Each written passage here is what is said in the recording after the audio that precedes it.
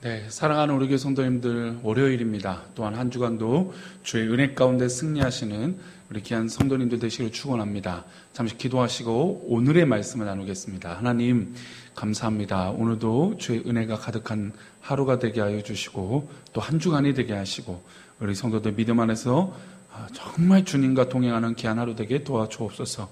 우리의 믿음을 붙들어 주시고 우리의 모든 것들을 인도하실 것을 믿사오며 거룩하신 예수 그리스도 이름으로 기도합니다. 아멘.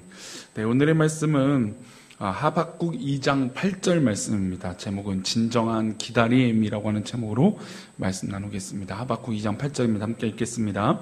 내가 여러 나라를 노력하였으므로 그 모든 민족의 남은 자가 너를 노력하리니 이는 내가 사람의 피를 흘렸으며 또 땅과 성읍과 그 안의 모든 주민에게 강포를 행하였음이니라. 아멘. 한국 사람이 좋아하는 음식 중에 가장 손꼽히라고 한다면 김치일 겁니다. 요즘같이 또 김장철을 지내다 보면 참 똑같은 김치인데도 불구하고 각 가정의 솜씨마다 손맛이 다 다른 것을 느끼게 됩니다. 김치 중에서도 또 한국 사람이 많이 먹는 건 김치로 활용해서 하는 것 중에 하나는 김치찌개고 또 한 가지는 뭐라고 할 수 있냐면 묵은지를 활용한 어떤 음식이라고 할 수 있을 겁니다. 예를 들어서 만두 속에 넣기도 하고 여러 가지 묵은지로 김치찜을 한다든지 다양한 음식으로 발전을 시키게 됩니다. 그런데 중요한 것은 이 김치는 어떤 걸까요? 기다림이 필요하죠. 물론 겉절이를 좋아하시는 분도 있지만 김치가 익었을 때 또 이 깊은 발효가 되어서 그 음식의 깊이를, 김치의 깊이를 알게 해준다고 합니다. 세계에서도 건강 음식 중에 하나가 김치가 손꼽히는 이유는 발효되었을 때 이 작용되어지는 모든 음식의 작용들이 굉장히 건강에 좋다라고 이야기를 합니다. 또 때로는 코로나나 우리 한국 사람이 면역이 좋은 이유는 바로 김치 때문이다라고 얘기하는 학자들도 있다는 것이죠. 어쨌든 이 김치를 활용하기 위해서는 기다림이 필요합니다. 된장, 간장, 모든 우리 한국의 고유 음식들이 그런 면이 있죠. 기다림이라고 하는 것은 좀 색다른 신앙의 경험이라고 할 수 있습니다. 신앙생활이라는 것이 단시간 내에 단번에 이렇게 되는 것도 있겠지만 그러나 하나님의 계획 가운데 기다림이 우리 가운데 필요할 때가 있다는 것이죠. 어떻게 보면 신앙의 본질은 또 신앙의 가장 큰 의미 중에 하나는 기다림이라고 생각이 듭니다. 우리 성도들 삶 가운데 혹시나 하나님 앞에 기도하고 있는 제목들, 그 상황들을 돌아봤을 때 하나님이 얼마나 우리를 아끼시고 사랑하시는지, 또 그 가운데 하나님께서 얼마나 우리 가운데 계획하고 계시는지 그것을 기다릴 수 있는 믿음의 삶이 되기를 축복합니다.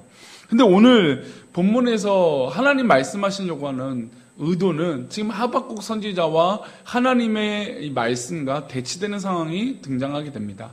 하나님은 이 하박국 선지자에게 기다림을 요청하고 있고 하박국은 그것이 아니기를 바라는 마음에 재촉하는 마음이 담겨져 있습니다. 왜 그러냐면 하나님이 하박국 선지자가 하나님 앞에 막 간절히 기도합니다. 왜냐하면 남유다 백성들이 너무너무 또 이스라엘 민족들이 너무너무 하나님 앞에 죄악을 저지르고 또 우상숭배에 빠지고 정말 엄청난 음란에 빠져 있기 때문에 하나님 이것을 가만두시면 안 됩니다 라고 하나님 앞에 기도했죠.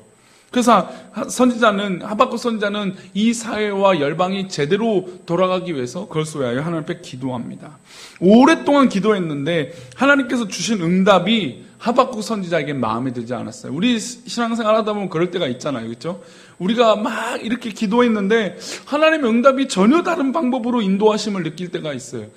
지금 마치 하박국 선지자가 선지자로서 하나님 앞에 기도하고 있는데 그 기도의 내용을 하나님께서 전혀 다른 뜻으로 인도하시는 것이었습니다. 그것은 무엇이었냐면 바로 악한 바벨론을 들어서 남유다를 심판하시겠다라고 하는 말씀이기 때문이에요.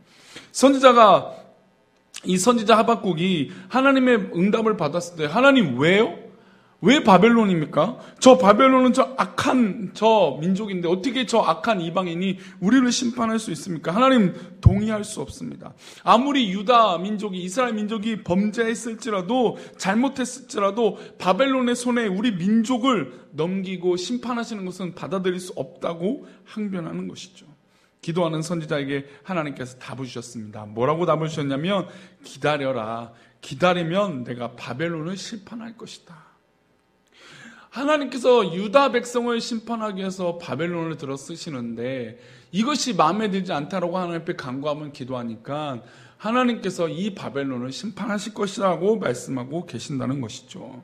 우리 8절 한번 보겠습니다. 8절 말씀 다시 한번 볼까요? 8절입니다. 시작. 내가 여러 나라를 노략하였으므로 그 모든 민족의 남은 자가 너를 노략하리니 이는 내가 사람의 피를 흘렸으며 또 땅과 성읍과 그 안에 모든 주민에게 강포를 행했음이니라. 이 바벨론은 이렇게 악한 모습이 있었다는 것이죠. 하나님이 분명히 유다를 심판하시기 위해서 사용하셨지만 이들의 모습은 악하였습니다. 그래서 12절은 보충으로 이렇게 설명합니다.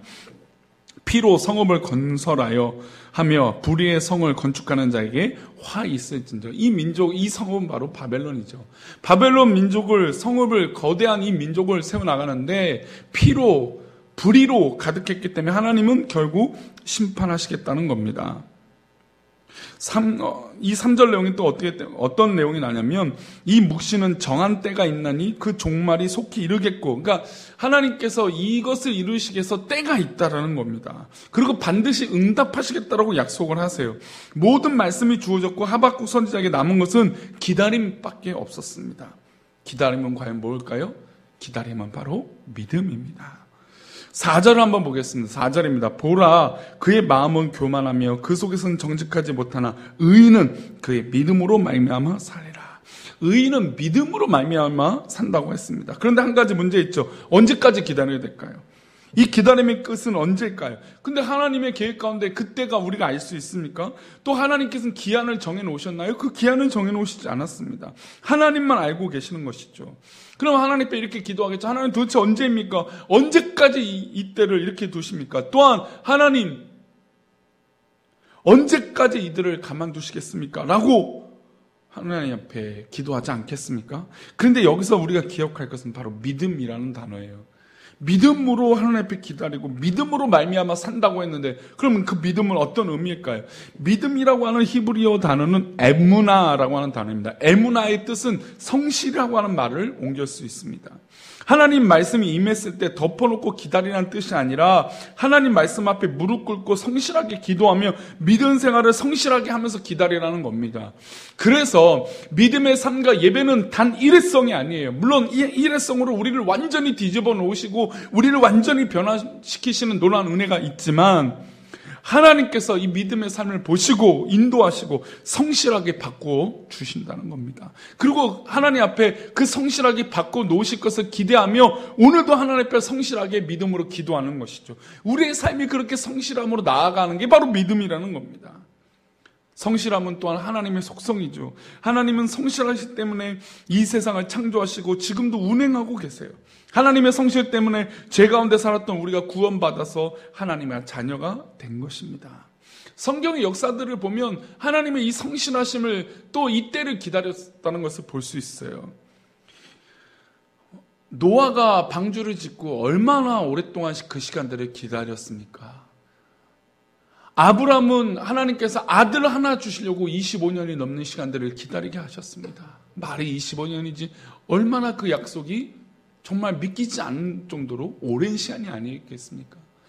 그리고 하나님께서 메시아를 이 땅에 보내신다고 했습니다. 근데 메시아가 이 땅에 오신 게 단 1년이었습니까? 아니었죠. 수시간에 흐른 수백 년, 수천 년의 시간, 그 1000년 이상 시간들이 질렀을 그 시간을 기다리게 하신 게 바로 믿음이라는 겁니다. 믿음으로 기다렸더니 하나님의 뜻이 이루어진 것을 보게 된다는 겁니다. 즉 우리의 삶 가운데 믿음의 성실함이 없이는 하나님의 뜻을 발견할 수 없는 것입니다. 믿음의 성실함이 기다림이 없이는 하나님의 뜻이 이루어지는 것을 깨닫지 못하게 되는 것이죠.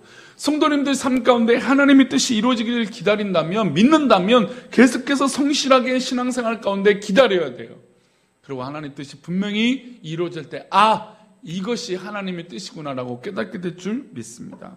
우리는 삶을 살 때 때로는 결과에만 집중합니다. 이렇게 되기를 저렇게 되기를 그 결과만 보죠. 그러나 하나님의 뜻 가운데 우리는 이 결과는 당연한 것이고 이 과정 가운데 얼마나 하나님 앞에 기다리고 성실하게 믿음으로 살고 있느냐라는 것이 너무나 중요합니다. 성도님들 기억하십시오.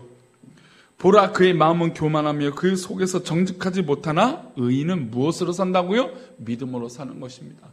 오늘 우리의 삶 가운데 오늘 하루도 이 한 주간도 믿음으로 성실하게 살아가고 기다리고 하나님 앞에 기도하는 그 백성을 하나님께서 놓지 않으실 줄 믿습니다. 인도하여 주실 줄 믿습니다. 우리를 이끌어 주시고 역사하여 주실 줄 믿습니다. 이것이 바로 하나님의 놀라운 계획과 뜻인 것이에요.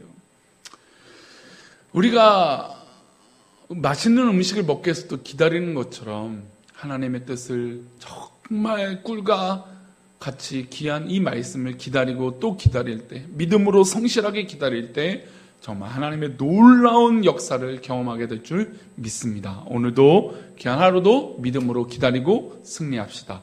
기도하겠습니다. 하나님, 오늘도 주의 은혜가 넘치며 우리 사랑하는 우리 성도들 다 믿음 안에 있을 수 있도록 복을 내려 주옵소서. 이 코로나가 너무나 확장되고 전염이 되어 많은 어려움이 있습니다. 하나님, 이 어려움 때 우리가 할 수 없음을 고백하게 하여 주시고 끝까지 견디고 이기게 하여 주옵소서. 함께 하실 것을 믿사오며 거룩하신 예수 그리스도 이름으로 기도 올리옵나이다. 아멘.